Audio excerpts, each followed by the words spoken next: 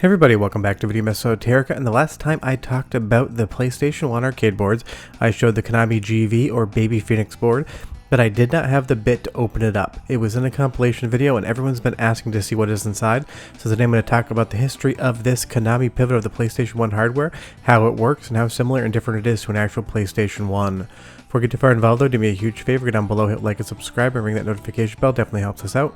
And if you feel so inclined and want to support the channel, we got a Patreon link down below as well. But this Konami GV board is a hyper athlete, and it is a ton of fun to play if you have friends over. As a one-player experience, it is decent. As a party game, it is absolutely incredible. But the PlayStation 1 ended up in a lot of different hardware variants in the arcades. But the most unique one in my opinion is going to be the GV, because what's in this big metal box is basically identical spec-wise to what is in the PlayStation 1, but Konami and Sony redeveloped the entire board to make it work within arcades, and that is really interesting. Basically how this works is you will see on the back of a PlayStation 1 you have your classic RCA input, your AV out, and your power in. All of that can be done over the JAMA Edge connector down below. All of those power inputs, all of the video, everything that makes a PlayStation 1 has just been converted over to JAMA, and that is going to include all of the controls as well. There's two different ways to plug controls into this board, but JAMA is the easiest. But it's just interesting to think that these controller ports right here can just be pivoted right back down to that JAMA board. Now taking a look at the Konami GV itself, this is probably the most overbuilt arcade board I have ever owned. I could literally stand on this metal enclosure. This is thick sheet metal. I can hit it as hard as I want. It never moves. And when you take the protective sheet metal off the top, all you are met with is even more sheet metal underneath. And this is the last time I showed it to you guys. That bit there just did not exist in my toolkit, so of course I went out and bought one. But if you want to take a look around the backside, this is a SCSI CD-ROM drive, which is not at all what's going to be in regular PlayStation 1. And if you do want to get inside of one of these and disassemble it, you need to take that 4-pin stereo audio connector out, the 4-pin power cable out, as well as the ribbon cable, or else you're not going to be able to lift the CD-ROM drive assembly off the top of the board. You will see here there's 3 keyed screws on the top. It is a security bit. And last time, one of my bits was too big and one was too small. One Amazon trip later, we have the right bit. And these screws are in here tight. I've got a very sneaking suspicion this thing has never been opened since it left the factory.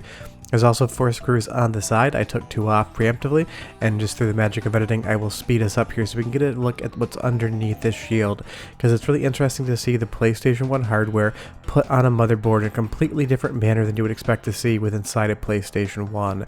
And right off the top, this thing is dusty. It's either never been opened or it has never been cleaned before. It's not the worst board I've ever seen. There's no cockroach goo inside, and trust me, I do end up with those that I have to clean. It is not a fun time. I'd give this one like a 6 out of 10 on the cleanliness and a 10 out of 10 on it just working. What I usually do is just take a toothbrush, something anti-static, and I'll brush the big bits of dust off. Because this is going to live in my permanent collection, I want to make sure that it does not overheat because of dust.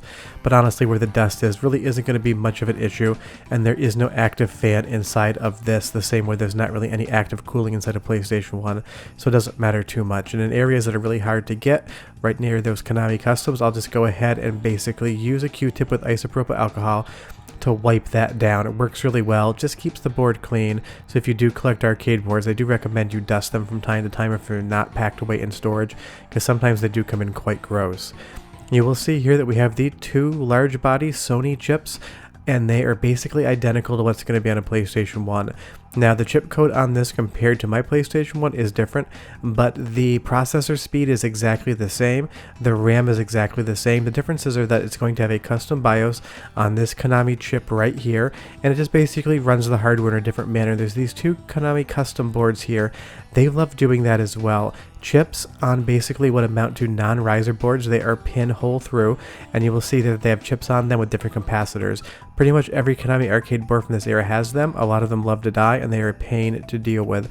Then you just have a couple other chips that are going to be associated with actually getting that CD-ROM data into the drive so that it can work and be read and run and executed by the chips on board. Now I mentioned earlier there's more than one way to control a Konami GV, and if you take a look around the side here, you're going to see all of these different connectors with the male pins on them, as well as one edge connector.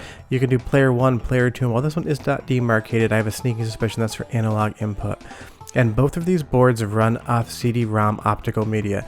Now you can't just take a GV game and put it into a PlayStation 1, it's not going to read, and you can't do that vice versa.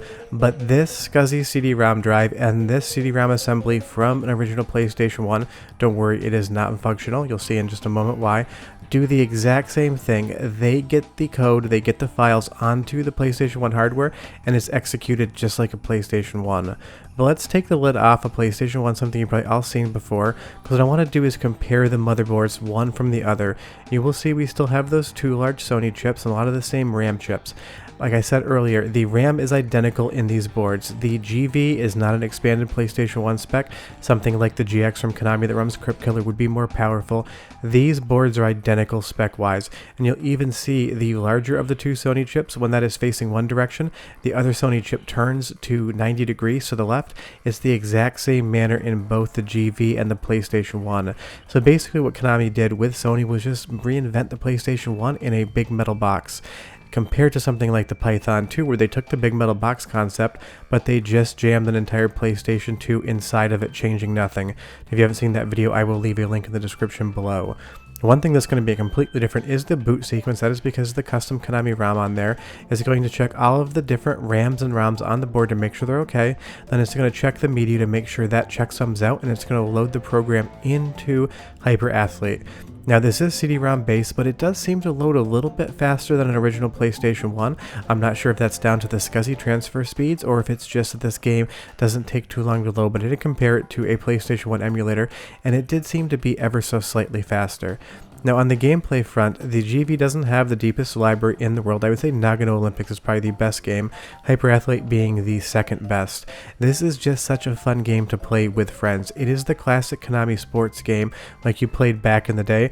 All you do is mash buttons as fast as you humanly can, and then you push a run or a jump button to execute a certain command at a certain time, whether that's pole vaulting or jumping over hurdles.